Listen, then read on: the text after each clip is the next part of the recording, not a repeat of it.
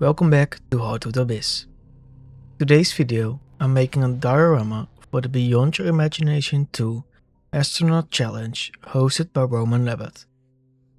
The challenge is all about placing tiny astronauts in strange, impossible settings outside their usual context. And for my entry, I'm using 9. For the diorama, I imagined a world that feels completely empty.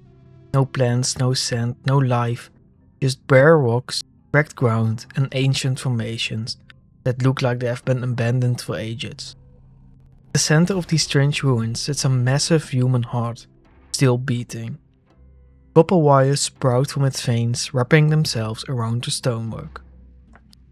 Astronauts found it and started to study it, trying to understand what it is, where it came from, or how it's even alive.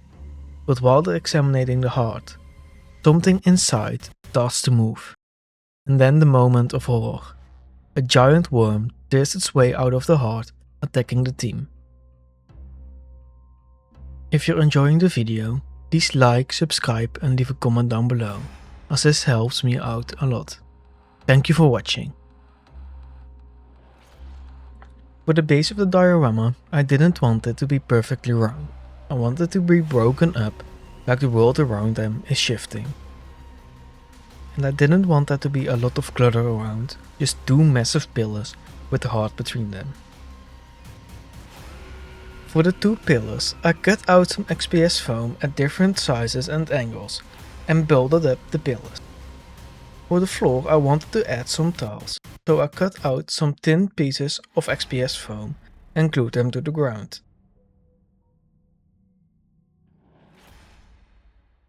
The heart needed a worm to stick out of it, so I used my rotary tool to cut out a hole in this massive heart.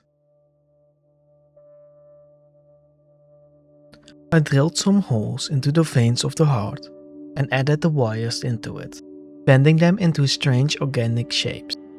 The idea was that the wires aren't just growing out of the heart, they're spreading, like veins trying to claim anything they touch. The wires didn't just add detail, they gave the heart the structure to hold it in place between the two pillars, almost like the heart was suspended by its own veins. But one of the pillars is broken, snapped in half, and instead of falling, it's held up by the wires coming from the heart. So it looks like the heart isn't being supported by the ruins are being supported by the heart. To fill up the gaps between the piles and add texture to the sides of the base, I mixed up some plaster, PVA glue and black paint and spread it across everything. Then when I was finished with this, I covered the whole diorama in a 50-50 mix of Mod Podge and black paint to harden the foam up.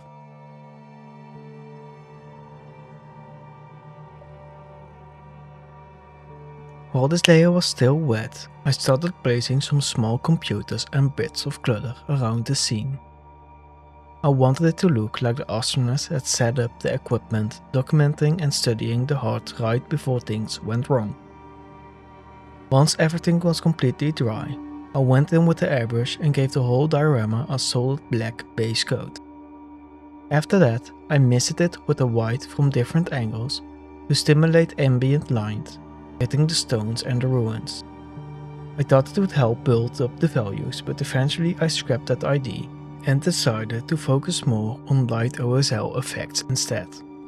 For the base color of the stonework, I used a dark green.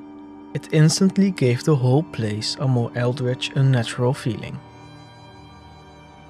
While I paint the models, here's the story behind the diorama. Mission log, Captain Renault Expedition. Day 01, 0742. Local time landing, successful on LV-389.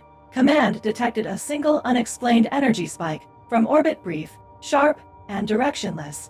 The planet appears empty.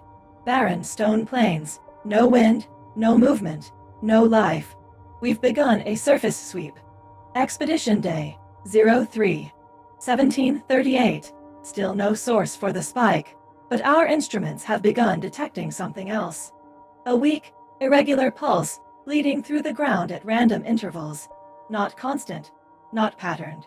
Just a soft echo, as if something deep beneath the crust is trying to push through. The team is uneasy. We're expanding the perimeter. Expedition Day 05-1023. We found something. Not hidden, not buried. Just standing alone in the open emptiness. 2 carved stone pillars, smooth surfaces. Ancient damage, perfectly aligned. Between them, cracked floor tiles made from the same material. And, scattered in front of the pillars, are heavy chains embedded deep into the ground. The links are thick, metallic, but the upper ends float unnaturally, bent and crooked, as if defying gravity, but not obeying it either. And in the center, suspended between the pillars, a heart, large, human-shaped, beating in open air. Copper-colored wires grow from its veins, drifting gently around it, connecting softly to each pillar. They also cradle a broken pillar fragment, holding it aloft as if the heart refuses to let anything fall. The weak pulse we felt beneath the crust matches the heart exactly. Expedition Day 6-22-21.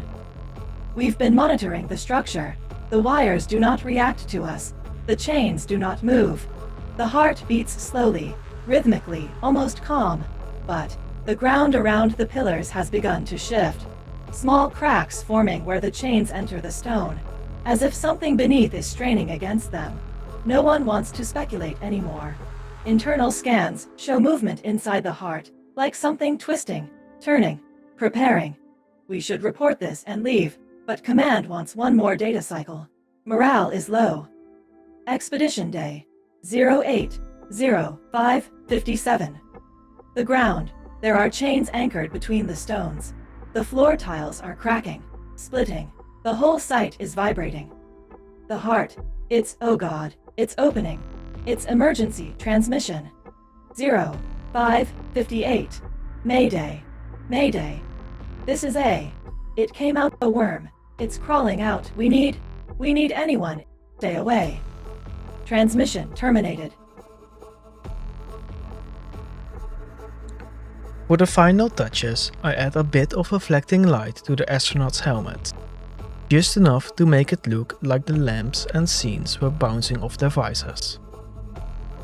I also added some gore effects to the worm bursting out of the heart, nothing too over the top, just enough to show that the thing didn't crawl out gently, it tore its way free. To push the weirdness even further, I added slime effects to the copper wires coming out from the heart. And as the last step, I painted the rim of the diorama with a solid black 1.0.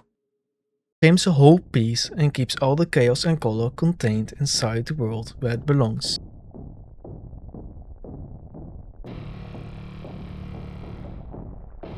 And now, onto the final product.